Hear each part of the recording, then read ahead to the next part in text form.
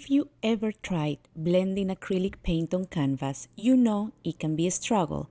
The paint dries too fast, the colors won't soften together, harsh lines show up everywhere, and sometimes the brush strokes seem impossible to hide. I've been there too. Welcome back to Inktassi. I'm Vanessa, and in today's video I'm going to walk you through 4 different ways to blend acrylic paint so you can get smooth gradients, soft transitions, and beautiful backgrounds without fighting the canvas. This is a full step-by-step tutorial where I'll show you exactly what to do, what brushes to use, and how to avoid the most common blending mistakes. The first technique is what I call a linear gradient, and it comes from an amazing multimedia artist from California. Her name is Lisa, and her YouTube channel is Lacry Fine Art. I have learned so much from her over the years. If you want to check out her tutorials, her channel is linked in the description box. For great backgrounds, I recommend working with opaque colors. You will need a container with water, a spray or a mist bottle, gel gloss, which is optional,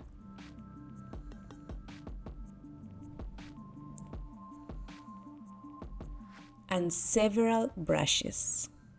I will be using a couple of inexpensive flat brushes to spread the paint and a bunch of mop brushes to blend. Special mention to this very inexpensive mop brush set that has surprised me in the best way. They are extremely soft, they do not shed, and they come in a set of 3. These right here are the secret weapon. Lisa is the one who introduced me to using makeup brushes in painting. They are ideal because they rarely shed and are extremely soft, perfect for the last pass. I prefer not to place my paint directly on the canvas. I have found that it makes blending harder and sometimes creates blotchy spots. Instead, I put the acrylic paint on my tempered glass palette. As an added bonus, glass palettes are very easy to clean with a wipey, or you can let the paint dry and scrape it off with a blade. Tip number 1. I like to cover my canvas with a coat of gel gloss. It helps the paint glide more smoothly. Canvases tend to be very thirsty and absorb paint quickly. The gloss creates a barrier.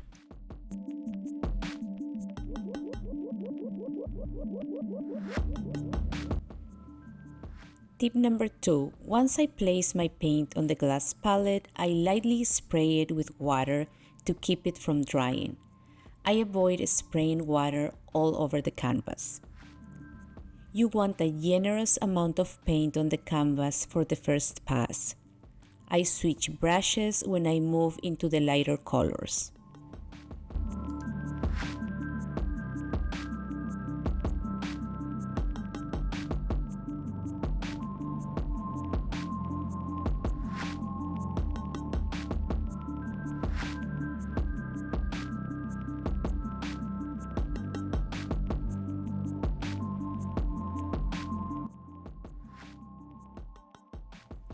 After I lay all my colors, I begin moving the paint. I am not blending yet, I am simply removing the excess paint.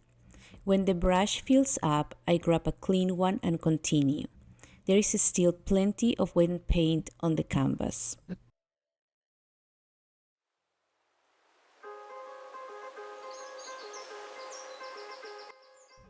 Now I start the blending process with my first mop brush. This is a very soft move and I am barely touching the paint. When the brush picks up enough paint, I switch to a clean one. I'm gently swiping over the surface with a light touch, softening everything.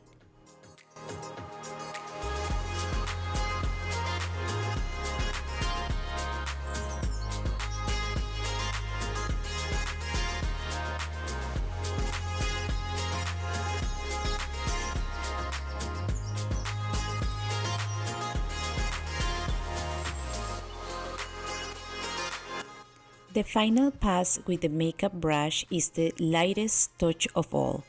This step eliminates any signs of brush strokes.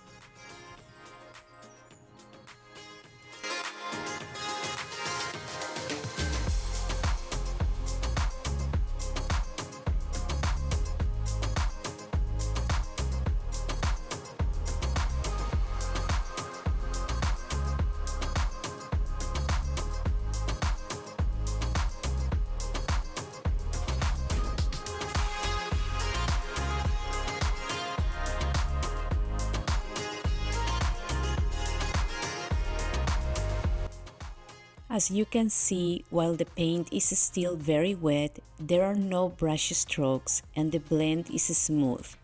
With this technique, you can control how subtle or strong your gradient will be.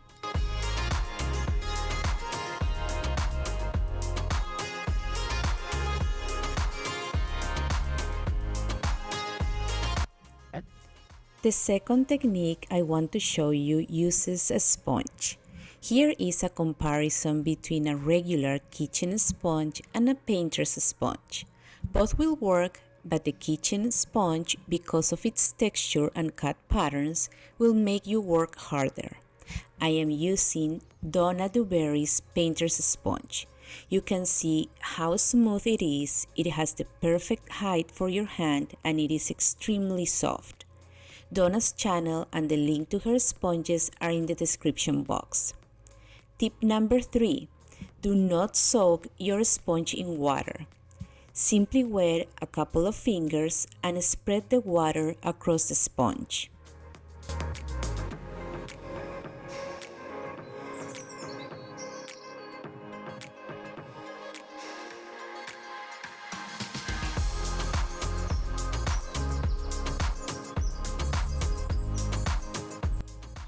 Pick up a little bit of paint and use the sponge in a circular motion. With this technique, your paint layers will be thin and will dry faster. It is best to apply a couple of layers for a strong blend. If you try to go over the same area too many times, you may leave the paint underneath and the canvas will show through. I am not pressing hard with the sponge. This requires a light touch. If you want one color to show more, wipe the sponge with a paper towel and load more of that color. This technique is also great for painting clouds. I will wait until this first layer dries before adding a second one.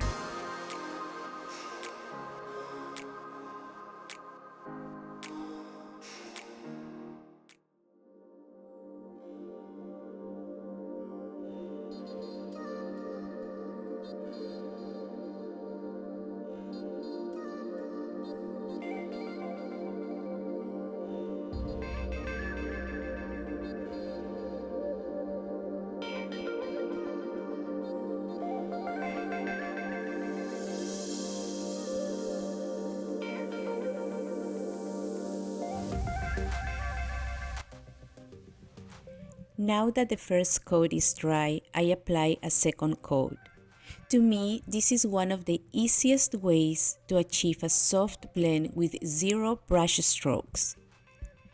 Tip number 4. Once you finish, keep your sponge soaking in a container with water until you are ready to wash it. If the paint dries in the sponge, it will be ruined.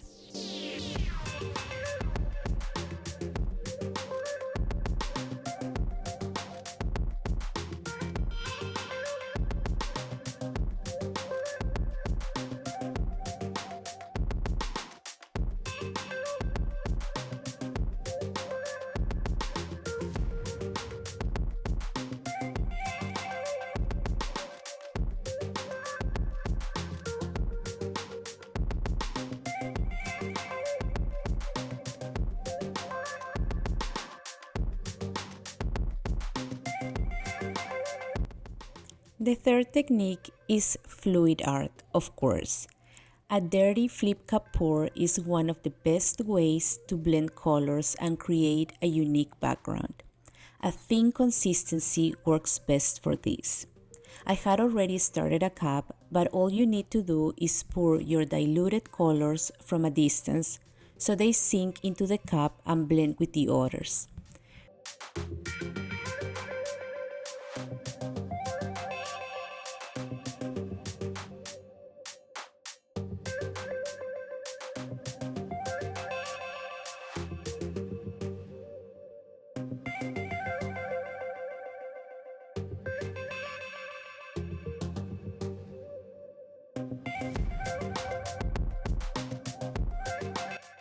Flip the cup, let it rest for a minute, and then lift it. If you want more blending, drag the cup in a swirling motion over the paint.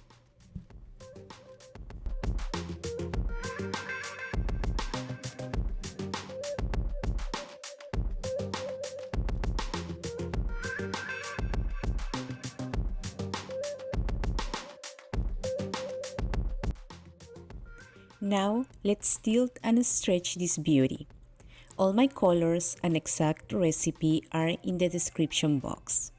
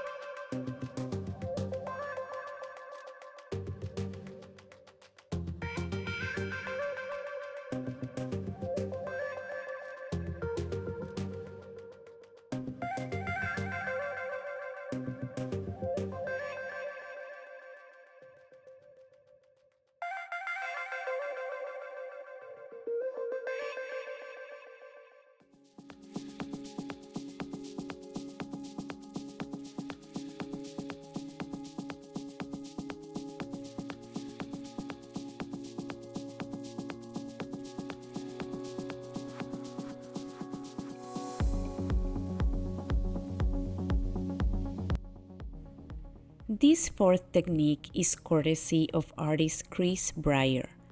The idea is to create a smooth gradient by blending colors that sit next to each other. He calls it band blending. In his video, he used black and white, so I wanted to try it here with blues to see how it works. I will be following the same general process as the first technique. Here is one last tip when working with acrylics. The cooler your room is, the more blending time you will have. If you try to paint with acrylics in a hot room, they dry very quickly, which makes blending a challenge. A humidifier helps keep the paint moist a little longer as well.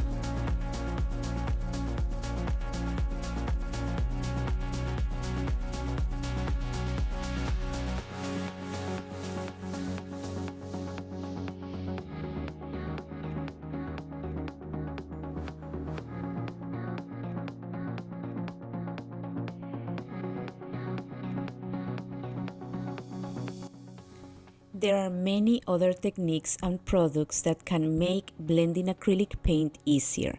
If you want me to create more tutorials like this one, let me know in the comments. Also, let me know in the comments which technique was your favorite and which tip surprised you the most. Thank you so much for watching and spending this time painting with me. I appreciate each and every one of you, and I hope this tutorial helps you feel more confident blending acrylics. I'll see you in the next video.